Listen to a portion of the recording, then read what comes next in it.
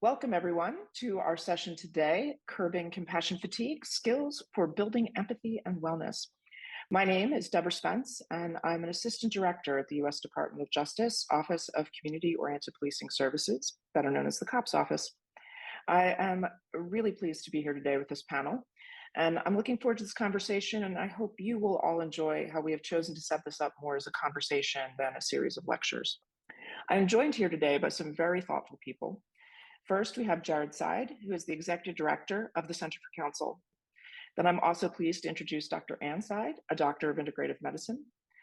We also have Ron Kinji, recently retired from the Los Angeles Police Department. And you can read all of our bios in the conference materials. And for this recorded session, we have also invited two of Sergeant Kinji's colleagues from the LAPD to help ensure we have a lively discussion. Those are Senior Lead Officers Gabe Flores and Lyndon Barber. This session has grown out of a partnership that the Center for Counsel and the COPS Office entered into a little over a year ago, after realizing that we had common interests and goals and the ability to help each of our organizations advance their missions. Our MOU states that we are going to work collaboratively and contribute our respective expertise and resources in order to increase law enforcement awareness of the intersectionality of wellness, procedural justice, and community building. And today, we aim to share a conversation about this with all of you. What we hope you in the audience will take away from this is that while we are largely talking about one unique and highly successful program, our intent is to give you a sense of what this program is doing more globally and what facets seem most effective to include in a successful, impactful, sustainable, and well-rounded wellness program for law enforcement personnel. What we all believe is that working on building skills for wellness has an impact on individual officers and their work-life balance. But additionally, skill mastery by individuals can positively affect agencies as workplace organizations and the relationship skills brought to communities. When we build skills for empathy and resilience, we can help everyone, officers and community members, stay safe and well. The downstream impacts of working this way are skilled, compassionate interactions with coworkers and communities. At my office, we have long been interested in promoting the principles of procedural justice as key to safe and just communities. And the ability to provide voice and feel as though you are being heard are central ideas to procedural justice, both within police organizations and with the wider community. The exciting thing is that the ability to communicate, to listen, and be empathetic is not an innate trait. These are teachable and rehearsable skills, and the more we train them, the healthier we can be as human beings. I must confess that in our effort to make our session sound as appealing as possible, we were a little disingenuous in the title, and that seems like the place we should start, by setting the record straight, as it were. The title of the session refers to compassion fatigue. This is a commonly used phrase to describe the exhaustion that can overtake people in a variety of caring professions. But Jared, you don't like the term compassion fatigue, do you? Can you start us off by explaining why and what you believe we really mean when we say that? Yeah, this has really become kind of a pet peeve for me. And I keep coming back to it because I think that words are important. I think we really need to stop using the phrase compassion fatigue. It's a really misleading and unfortunate mixture of words, and it really misses the point. These are the wrong words. They give the wrong impression, and I think it's important to understand why that is. Compassion is wise and fierce and discerning, and it's sustainable by definition, because it includes consideration of how we're doing. And I think that's a critically important point here. And I think if we think about the way we use words, it's important to maybe look at a couple of definitions. These are words that often get conflated, they get confused, we use them interchangeably, and they're not the same thing. These words, sympathy, pity, empathy, and compassion. So sympathy is about recognizing that somebody is suffering and maybe, feeling bad for them, understanding that there's some suffering going on. Pity adds some distance and maybe a little disdain, a little bit of the sort of poor you sort of thing. There's a sort of a negative cast to that. And empathy kind of does the opposite. It moves towards an understanding of the feelings of others. You get their perspective. Maybe you even feel bad with them.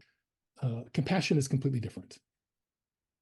Compassion means we sense the suffering We seek to understand the suffering, and we resolve to do something about it that benefits the other, that benefits the whole situation, and that keeps us intact. Compassion includes discernment, attunement, action, and self-care. We don't ignore our own suffering in this. It's like, the airplane admonition, secure your own oxygen mask first. It's kind of trite, but it's important to understand there's no room in compassion for fatigue. If you're fatigued, do something about it. That's what compassion is asking of us. Compassion requires that we take care of ourselves and step away if we're overwhelmed. Similarly, I have to say the word fatigue in compassion fatigue is really inaccurate as well. It's not this, we're being tired. We're not feeling like we need to take a nap. And it's much more complicated than that. The word fatigue is a sort of a catch-all for a lot of things that require a lot more nuance and a better understanding, because there are better words to describe what's going on with folks. Folks are feeling demoralized and disillusioned. They're feeling a sense of betrayal, a sense of devastation, a sense of collapse. These are heavy words, and they describe a really significant and destructive condition that's a lot more than just being tired. Folks are overwhelmed, often to the point where they feel like there's just no way out.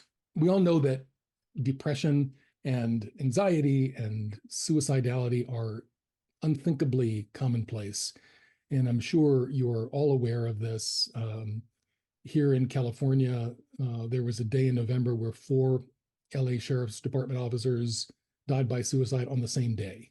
It's unthinkable. We are in a crisis. And frankly, I think it's lazy to refer to all of these dispositive states as fatigue. I think it minimizes the problem. When we choose to work in law enforcement, we subject ourselves to enormous risk.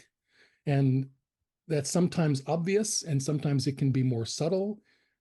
But generally speaking, we intend to do the right thing, and our lack of skillfulness can lead us to dangerous and destructive places. Can you talk about some of these dangerous risks that officers face that are more subtle than the tactical challenges that they encounter in the line of duty that we more generally think of? I've heard you in the past use the expression edge states, for example. What are edge states? Dr. Joan Halifax is a renowned expert on compassion. She wrote a book called Standing at the Edge, and she described 5 of these edge states that are involved when we attempt to act with compassion in complex situations. These are things we have to be aware of when we show up to extreme situations and we want to do the right thing. There is some dangerous terrain to traverse, and we're walking along a cliff, and we can fall off the edge if we're not careful and if we've not developed the proper skills. Let's look at these states that she talks about. These are all, highly esteemed qualities. We can all agree that we should aspire to maintain all of these, but maintaining and acting with these qualities is more perilous than we often acknowledge. Altruism, empathy, integrity, respect, engagement. These are things that involve doing good, being selfless and generous, caring about what we do. Of course, we believe that that's positive. Empathy involves resonance, understanding the other's perspective, maybe feeling their pain. We talk about integrity. We want folks to have a sense of justice, a moral code, knowing what's right and what is ethical. Respect, of course, we ask folks to honor the people we protect and serve, have a sense of valor, admiration for positive behavior, and obviously we want folks to function with enthusiasm for the job, a sense of purpose and motivation and commitment.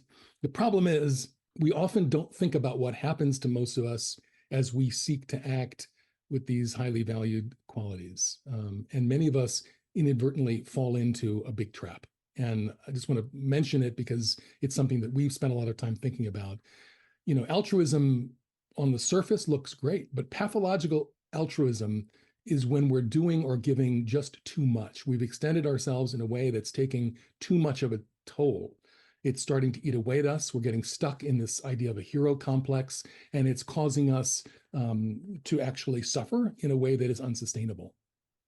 you talk about empathy, there is such a thing as empathic distress. And that's often what people mean when they hear compassion fatigue. But empathic distress means that we followed someone down the rabbit hole who we cannot save, we probably cannot help, and their helplessness causes us distress. We suffer vicariously, and often we can get stuck in that. And that's a problem. Integrity. The flip side of integrity is moral suffering. And I think folks can relate to this if you think about those times where we have to do something that we know is wrong, or we're not able to do the right thing because it goes against policy. This can kind of tear us up, and we get ourselves into a pretzel. And this moral suffering can really eat away at us. Respect seems on the surface to make a whole lot of sense, but if we take the side of the people who deserve respect and we really support them, then we are sort of subconsciously creating in ourselves a disparagement for those who don't deserve respect. There's always those who don't meet our standard, and yet we have to protect and serve everybody. So what does it mean when we've depersonalized those who we don't find to be worthy of respect? And finally, engagement. Clearly we want folks to be engaged, but when we've exhausted everything and we have nothing left in the tank, we're no good to anyone, including ourselves. It's important to understand that this is a more complex topic. These are examples of edge states and falling off the cliff. And if we don't prepare folks, if we don't train them to work skillfully with all of these states, they can do great damage, both to themselves and to others. These can be subtle, they can creep up on you, but they're really dangerous and destructive states. And they arise not because folks are bad people. They're usually good people who are trying to do the right thing and who don't have the skills to navigate this really complicated terrain. It's just not accurate to reduce this to compassion fatigue. The situation is far more complex and more dire. It requires real skillfulness and training to navigate a career in which all this stuff shows up regularly and can sometimes really take us down. We're not just fatigued. We are in a crisis. We feel defeated in ways that we're often unable to recover from unless we have proper training and the right skills on board. I would like to quickly turn to our officers here and see if this resonates with them and their experience. And Ron, I'll start with you. Absolutely, everything that Jared was talking about. I've learned a lot about myself with just those things. And what I've learned is that as an officer, to understand others, or basically to understand yourself a little bit better, to understand your unit that you're working with, your fellow officers a lot better. It helps you have a better dialogue, with the community out there. It helps you connect and be present a lot more for that community. I have to agree, this is not compassion fatigue. There are a lot of things that we go through as officers that we need to talk about, that we need to be open about and have discussions about to better ourselves so that we can better serve the community. Gabe, anything you'd like to add? Yes, I agree that getting to know yourself is very important because you got to know your limits, right? Know when you need that break and when you're going to react and how you're going to react. So I do believe that once you know yourself and your limits and how you feel, then that changes and will dictate the interaction you're going to have with the community. So it sounds like we're saying that to mitigate the risks of empathy fatigue and these other negative states, that there are concrete skills that people, or officers specifically, can learn and practice to help them be more healthy and more resilient. And I'd like to turn to you on this. Can you describe some of the skills that officers need to build to flourish, and talk about how this approach in power training is different? Sure, and maybe if I take a bit of a moment to talk about what integrative medicine is. From my perspective, it means that we realize that the key to better health is realizing that there isn't a single key, that complex systems like our bodies, our relationships, even the the systems in society that we live and work in are complex adaptive systems. And so health and disease come about because of a bunch of intersecting factors, not just one problem. And if we look at the downside health-wise of all of those 5 edge states that Jared talked about, we realize it's not enough to prescribe a pill or a breathing practice or a guided meditation or just tell people to get more sleep. We need an integrative health approach. So integrative means that we bring to bear all possible solutions at the same time, rather than trying to reduce a problem to having one cause and one solution. So if you think about just treating high blood pressure, you might go to see your physician and they'll prescribe a medication. But how much better if you also change what you eat, you address your exercise regimen, you pay attention to mind-body practices, getting enough sleep. In addition to the medication, the blood pressure is going to be much better controlled. We also recognize that people have different needs and different interests and different abilities, and that officers have already developed some really positive ways of dealing with stress. And so part of what we've developed in this program that we'll talk a little bit more about in a minute are ways for people to share those things with each other, either being on the receiving end of getting advice from somebody who has navigated a difficult situation in a good way, or being the person that offers the advice. There's benefit both ways. People change more in relationship rather than having an expert tell them to do something. And so the POWER training, POWER stands for Peace Officer Wellness, Empathy, and Resilience. And there's decades of research that talk about the benefits of breathing and meditation and mindfulness and diet. So we built POWER around this data, along with training in a particular practice called counsel that we're going to talk a lot more about as we go on. As these guys are saying, it's important to get to know yourself. Part of getting to know yourself is recognizing when your body is stressed and what it does when it's stressed. So our autonomic nervous system has a sympathetic branch that's the fight, flight, or freeze, and a parasympathetic branch, which is the rest, digest, and discern. And, the world that we live in, especially people in careers like law enforcement, is in a sympathetically driven world where we are stressed continuously. And it can be difficult to turn that off. We can't just walk away. And so it's actually more effective to turn on the parasympathetic nervous system. It's sort of like a gas pedal brake analogy. You can't always take your foot off the gas, but sometimes you can apply the brake. A lot of what we teach people in POWER is different practices and techniques for activating the parasympathetic nervous system or putting on the brake. And in doing this, they regain this healthy cyclicity because stress has its advantages, and being able to work with it and be healthier comes about as when you learn some of these techniques. Next, a short video with some officers talking about some of their experience of the POWER program. You don't walk away from a homicide. You don't walk away from seeing somebody's life being taken. That stays in your reel in your mind. How do you take care of yourself when those things happen? To have a program that said, okay, we're going to take pause and we're going to focus on your health, your stress levels, your family, and how to deal with these things. I thought it was perfect timing.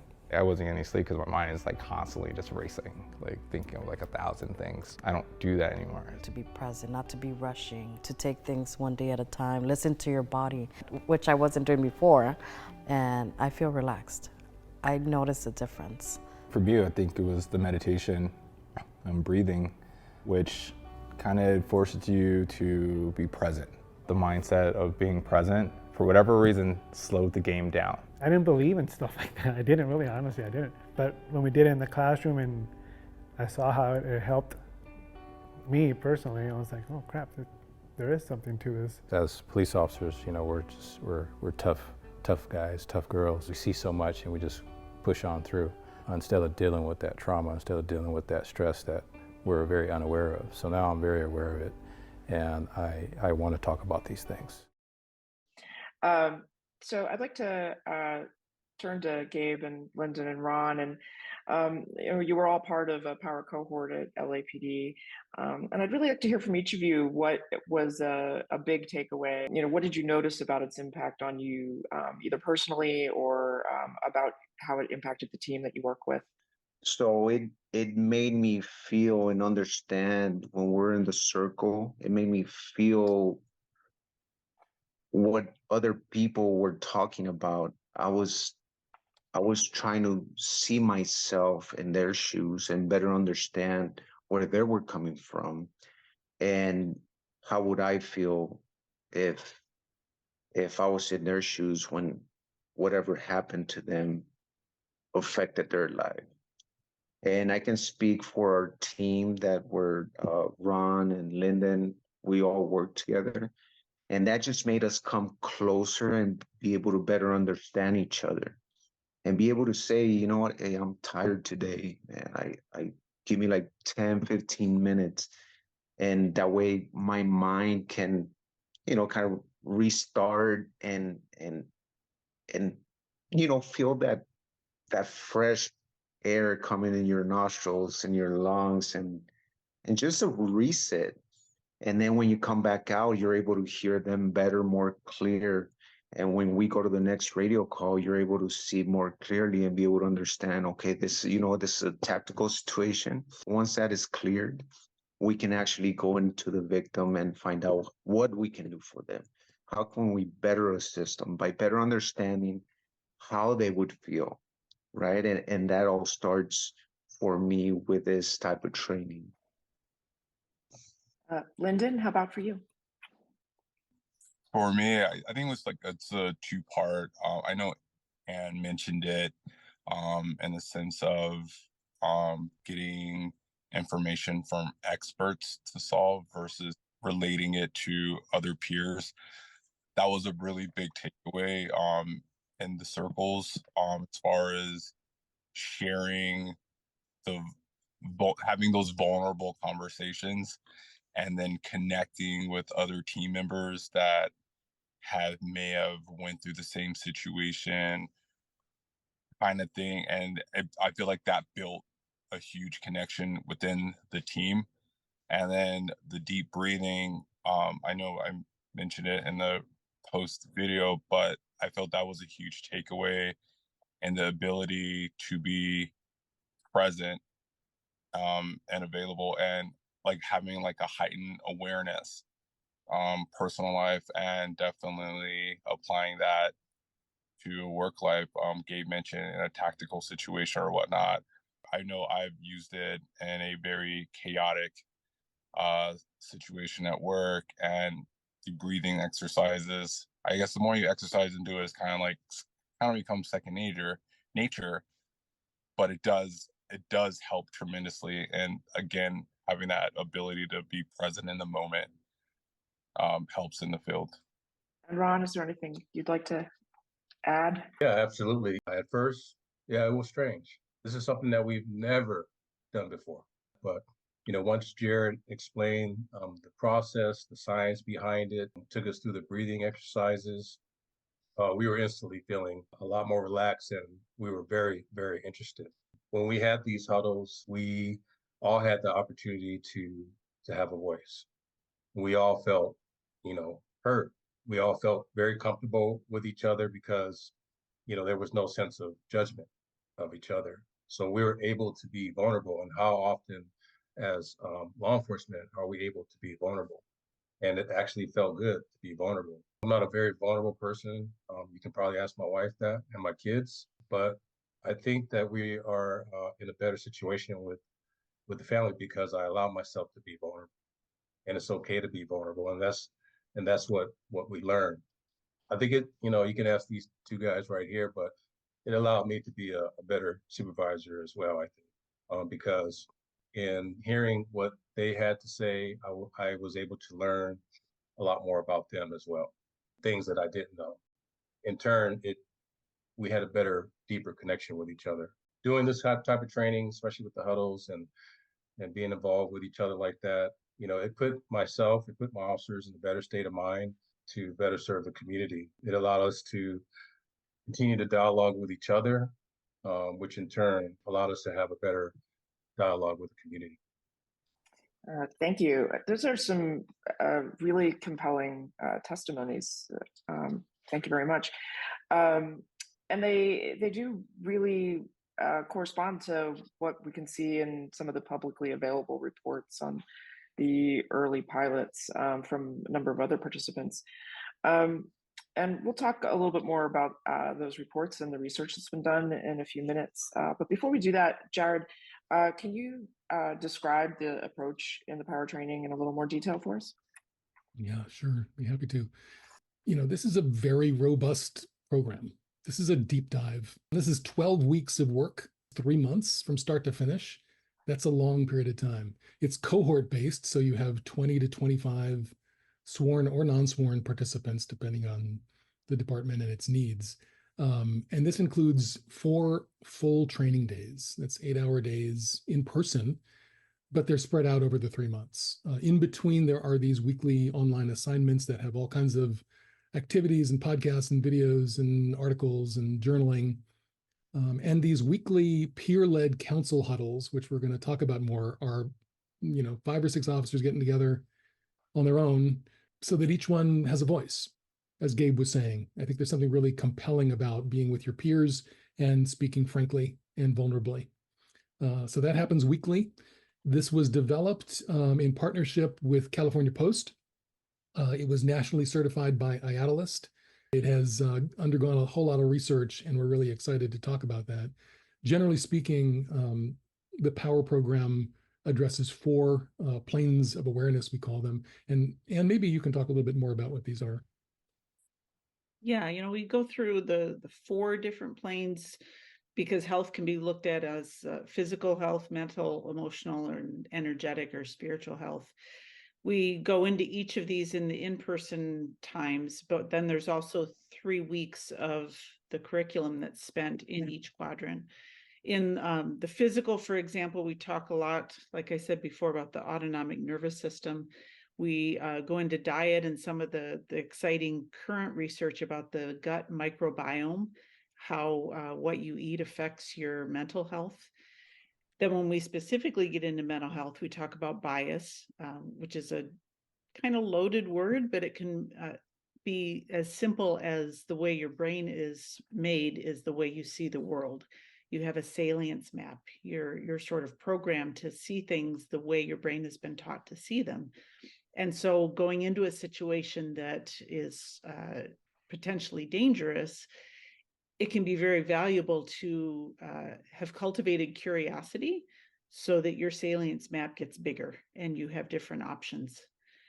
When we get into the weeks on emotional health, we talk about what it means to be dysregulated, and maybe more importantly for this population, what it means to be cut off or to shut down your emotions, which can be a really effective tool in situations where you're constantly brought up against people who are suffering.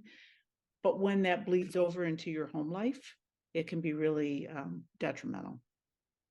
Finally, we get to the last 3 weeks, the energetic and the spiritual. And we talk about what the zoom out approach does. We talk about the value of cultivating a sense of awe, this realization that you're small in relation to everything else is a really valuable emotional state to be in because it allows you to have the potential for change. And when you're faced with situations that are very demanding, the ability to be flexible and to change is really valuable.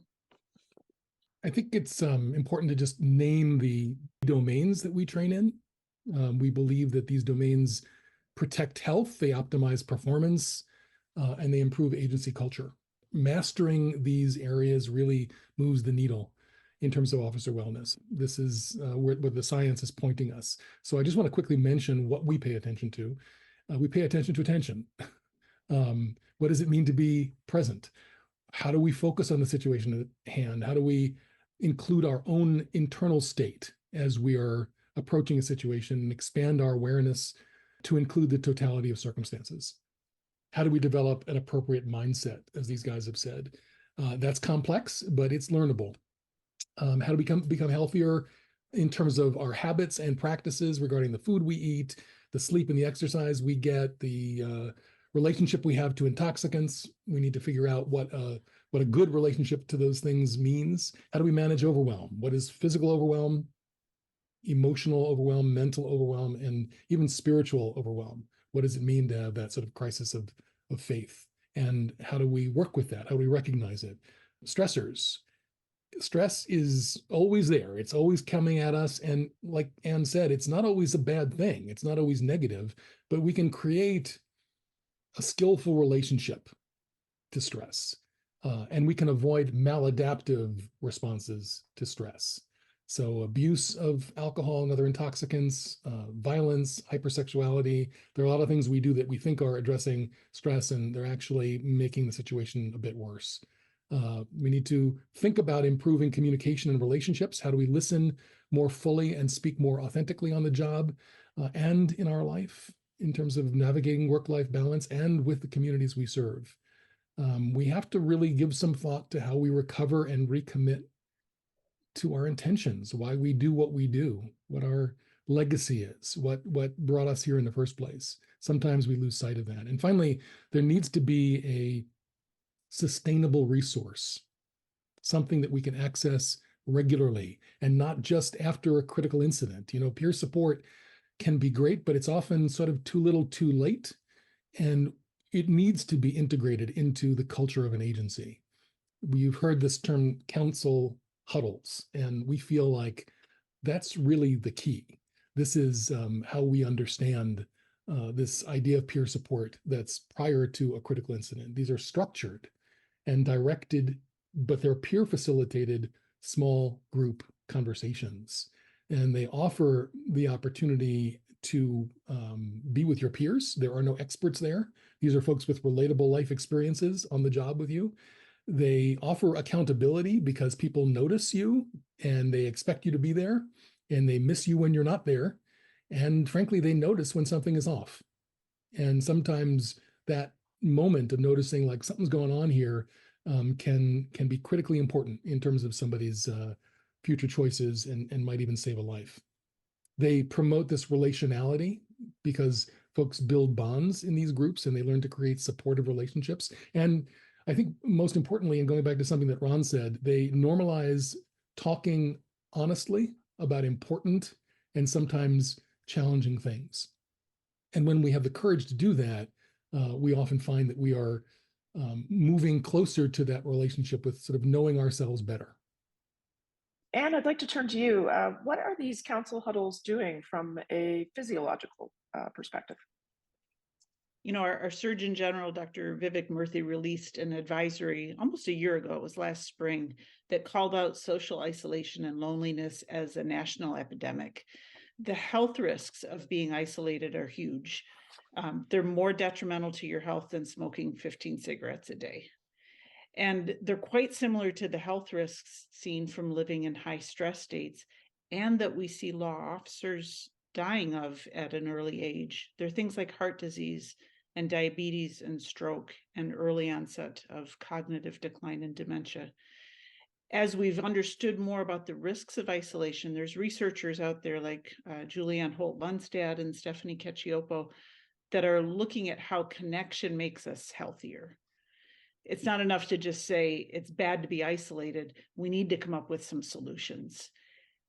We have plenty of anecdotal evidence from the participants in the POWER program of how beneficial the council huddles were.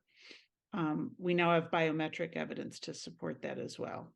We'll talk a little bit more about that later, but I think let's first hear on a video directly from some participants.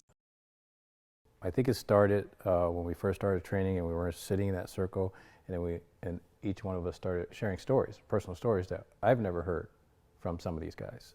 I think that was a door that was open for our unit to start sharing more with each other. I needed it. I needed that circle. I was going through it tough, man. That was the worst year for me being on the job. I love the officers.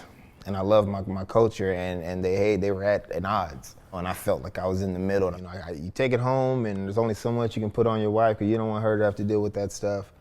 You know, your friends don't get it.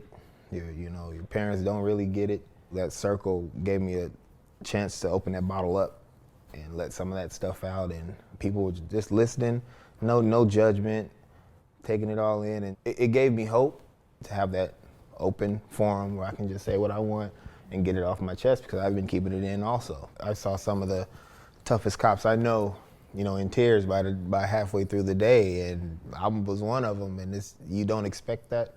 You expect everyone to be kind of standoffish. We're cops, we don't really want to put all our business out there like that, but.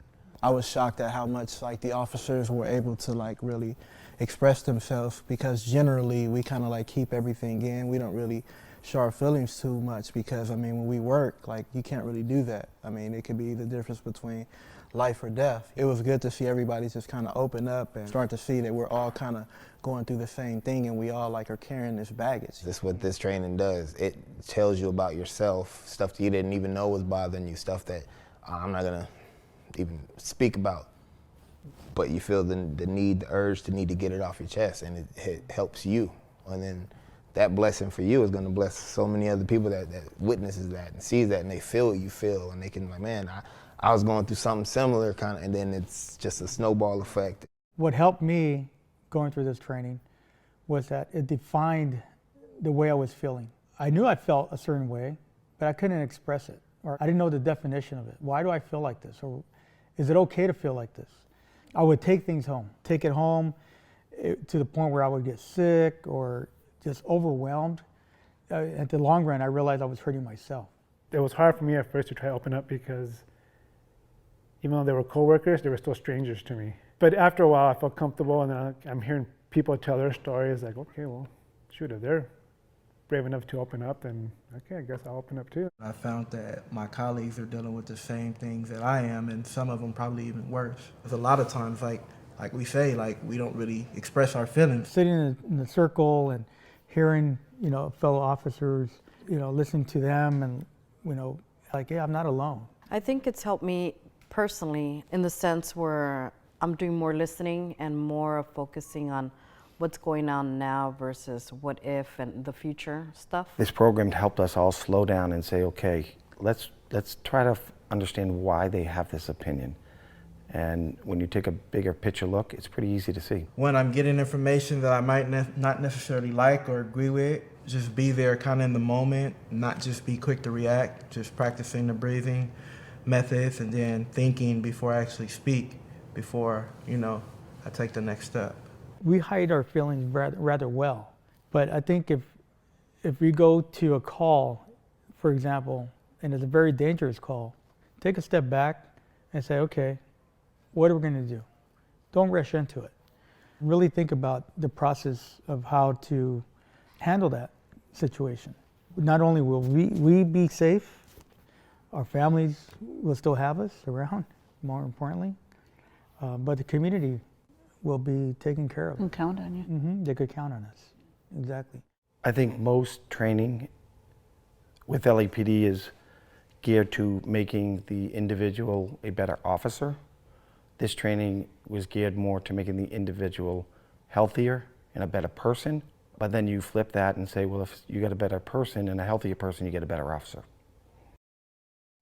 That's a tremendous last point that was made in that video. Lyndon, I'm curious if you have any additional thoughts about these council huddles and what you saw and learned through them. Again, I just kind of reiterate knowing oneself. That's the magic part. I guess we're always in the culture of law enforcement. It's all about situational awareness. That's kind of like the word that's thrown out when you're out in the field or whatnot. What enhances that situational awareness is really having this really strong sense of self-awareness. And that's how you can acquire a heightened situational awareness or awareness outside of what's going on outside, but it's really starts from within, and then it just enhances everything else in the outside. How about for you, Gabe? Did the videos testimonial speak to you as well? Oh, of course. And I would have to agree with the last officer that said this training was about being a better person. And what better way to be a better officer by being at peace with yourself, that inner peace, and knowing that you can trust your peers, and being able to go to a radio call, and like Lyndon said, that situational awareness, instead of always being that tense, you kind of know when to turn it on, turn it off, go in and out. Just be aware of yourself, your surroundings, the community, wherever you're going, and just taking that extra deep breath and knowing where you're at and how you're going to deal with that particular situation without having to rush into something. Now, Ron, you were a supervisor in the department. How did you see officers responding to the huddles? What impacts did you see it have on relations with the communities you serve? Doing the huddles and the breathing exercises together, I think it really brought more trust and respect amongst the team members. And, we saw each other as equals. I had to do my job as supervisor, but at the same time, I looked at everybody as, as individuals. And it really resonated, with me and how I deal with everybody, including the community. I'm out there in the community. I'm being vulnerable too. There's a time not to be vulnerable during some major tactical situation. But there are times that we can be vulnerable, and so we can better hear the community out and see what they want and see how we can better serve them. Now, your group did these every week for 6 months, I believe, although the span of the program is now down to 3, as we saw on the earlier slide. But when you were going through it, did it feel like too much of a time commitment to ask of yourself and the officers who worked for you, Ron? No, actually, as soon as we went through those first 2 days, we were instantly hooked. I was looking forward to the weekly emails that we got. And the emails are, yes, you have to do it yourself. You have to be interested. And you do these exercises, the breathing, the exercises that come along with these emails. And you start doing it. And when they came back for the other 2 sessions, we couldn't wait to see them. We were all very into it. We were into it the first 2 times, but the second time around, we were extremely into it. Very happy to see Jared, very happy to see Ann, very happy to see the team, because we know how this helped us. The 6 months was not a long commitment at all, because ultimately, this is for your life. This is for your health. This is, God willing, you have 25, 30 years on the job. And I know that this right here will help you achieve that. And even during retirement, as I am, I'm practicing these things as we speak. I'm actively going through these things, with my family as well. Because when do you have an opportunity within your family to actually sit down in the huddle and allow somebody to speak without being interrupted, and they're able to maybe get something off their chest that maybe happened in the family that they've never talked about. So, it improved relationships all around. I think that often officers tell us that they're taking this home and using these skills with their families. It's something that they've learned to do as part of their ability to function well, but they're also finding that it has great benefit in their lives. And I just want to reiterate here that the huddles are this practice group that unpack the curriculum that's being sent to folks on a regular basis. They support retention of the material and accountability to a peer group. You are there and you're in it and you're accountable, which is a kind of an interesting sort of twist here. You're accountable to each other. And they give folks a chance to sort of step away from the craziness, shift away from judgment, and really talk about things that are important. Like I said, it's sort of like a peer support before a critical incident happens. And it is a place that folks value because it's a informal, but it's an intentional conversation about important issues with peers who have lived experience. It feels good to be vulnerable. It feels good to talk about what's really important. The council huddle resource becomes a touch point for folks. and the skills that they develop give them the ability to connect authentically and appropriately, and they translate into their lives. I will say that procedural justice asks us to listen and make sure that the community members feel listened to, and listening to your peers without judgment in the council huddles builds that muscle for community interactions. We've alluded to some of the research and evaluation work that is going on around this program. And could you talk a little bit more about that work and what you're doing to help determine impact and what some of the early research is saying? These guys have all mentioned they did 6 months. Based on the feedback we got from them, we've pruned it to 3 months. It's been really good to see with the surveys that we've administered that it didn't lose its impact. That's the same things that we were seeing these guys benefit after 6 months, we're still seeing that benefit after 3 months. So what we had done with both the 6 and 3 month cohorts was administer validated psychosocial scales before and after. These are Likert scales. So we got both qualitative comments from the guys as well as quantitative assessment from these scales. We found that there were things that were statistically significant, meaning that there was a big enough shift that we could say purely what was done in that 3 months or 6 months resulted in officers being more mindful, having better emotion regulation, having increased empathy, and decreased perception of stress and anger in their environment. It's interesting to hear that it isn't just about how you feel in your mind, but that there's actually biometric measures that you can see change in.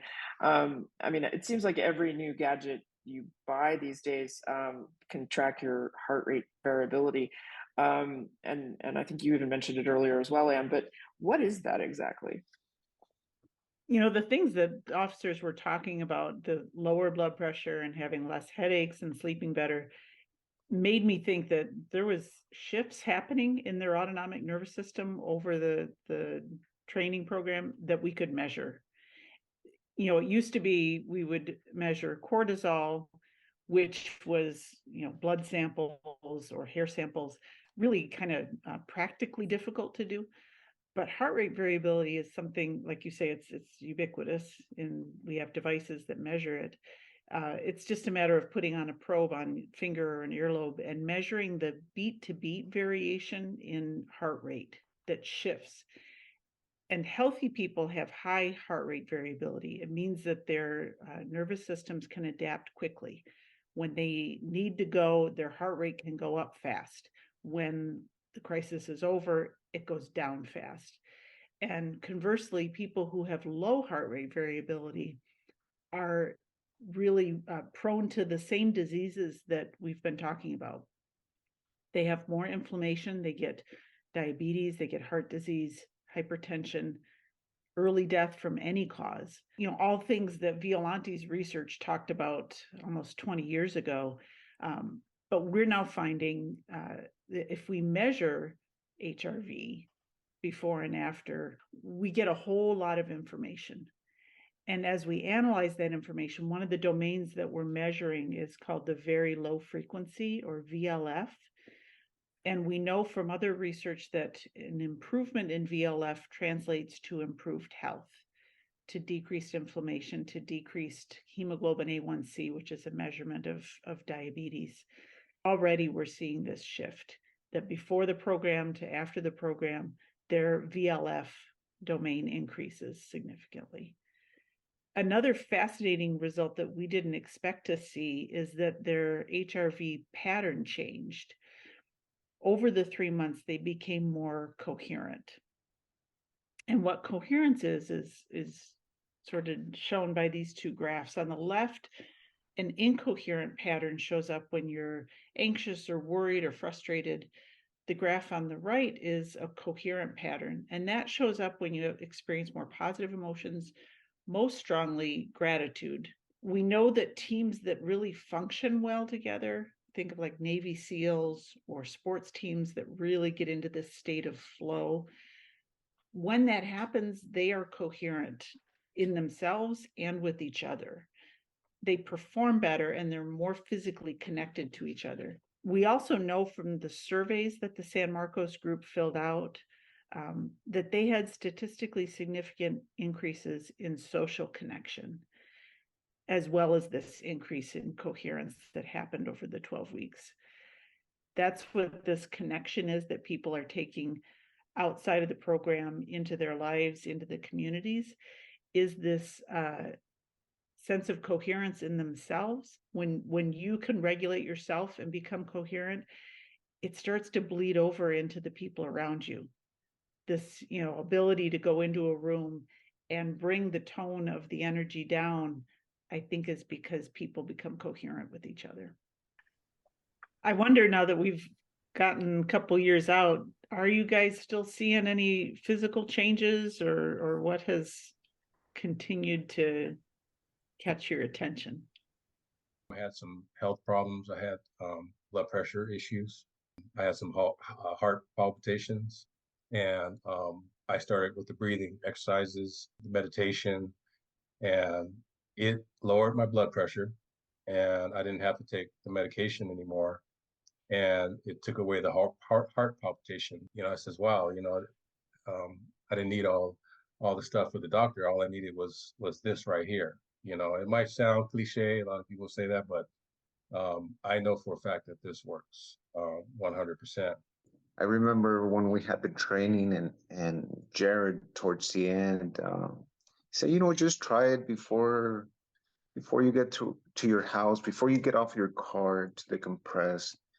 And that has helped out tremendously. Now I do it before I go into work. It makes you more at ease. And, I use it at home as well. Man, it helps with the relationship at home with my kids. My kids are even sleeping better because we try to do that before bed. So it helps them help me. And I do it with them as well. And it's just, I try to do it as much as I can with whoever I can. And it could be at home or at work. It only takes 5 minutes to do a breathing exercise, and it just changes your mentality, and even you feel even better physically. You just want to go out there and walk around, and interact with people. So that's really good. I still continue it to this day. I still apply it to personal life, work life, to stay in this kind of like calm state, even though things around aren't necessarily calm. But if it does help, kind of like you're the thermostat. You can if you're calm, you kind of help everyone else remain kind of calm around you. So I do focus on, keep being that kind of like Zen state for myself, along for to impact everyone else. Just the breathing, that's a given, no doubt about it.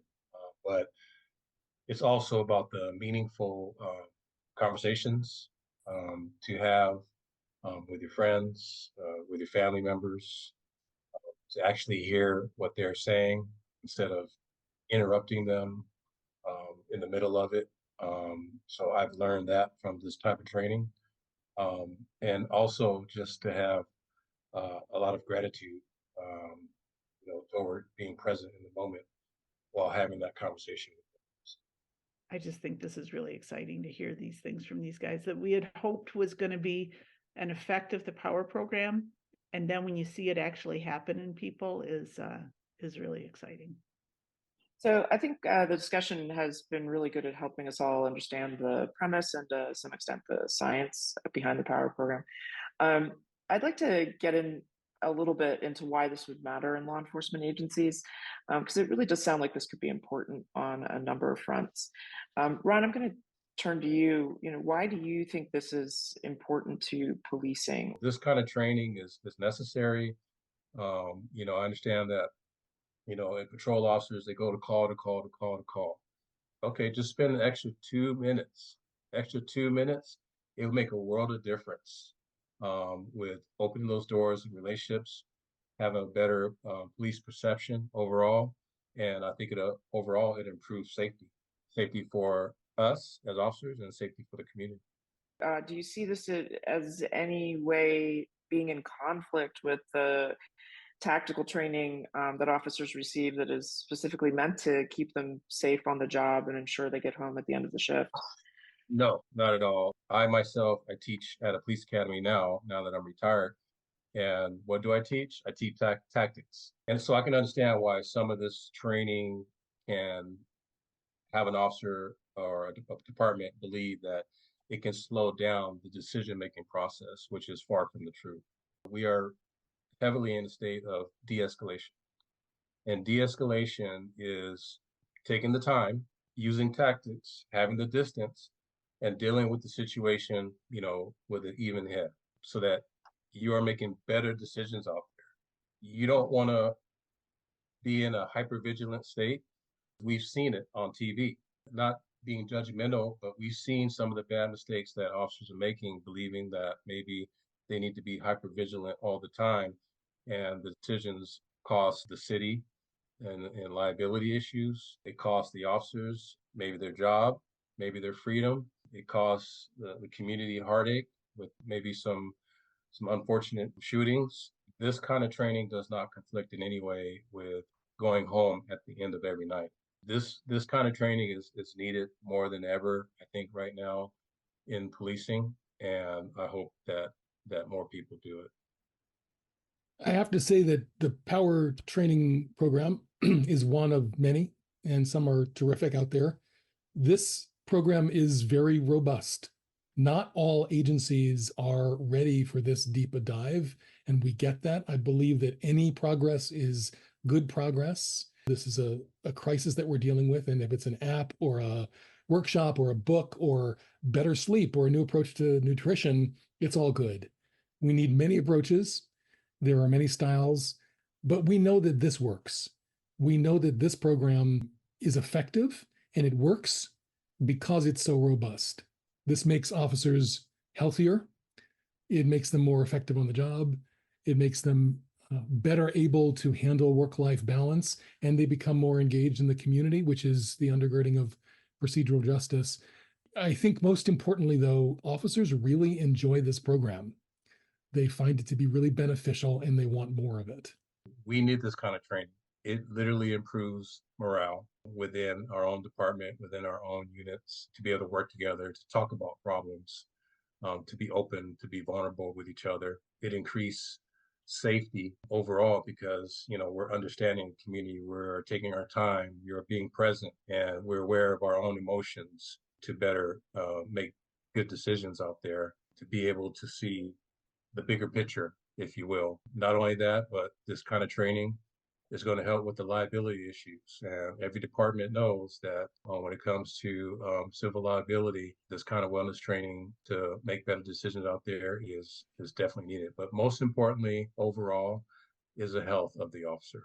Everyone talk about police reform and culture change, and I really feel like this is very impactful. This is how you change culture. This is how you redefine public safety. It starts with building this really heightened sense of engagement between officers and team members, and then how it spills over and impacts the community you serve. And even in that, reduces crime, but it starts within the culture first, and then it will impact the community. I gotta say, the training that we had, we were blessed or lucky. I do wish this training could be department-wide because it could make an impact, not just on the officers' lives, but on the community and the department as a whole. I stand by it, and I believe it's something that can really impact law enforcement. We are out of time. So I would just like to thank all of our panelists for joining us today, to the audience who has tuned in to watch us in this virtual format, and lastly to the IACP for giving us the chance to be a part of this very important conference on officer safety and wellness. Thank you.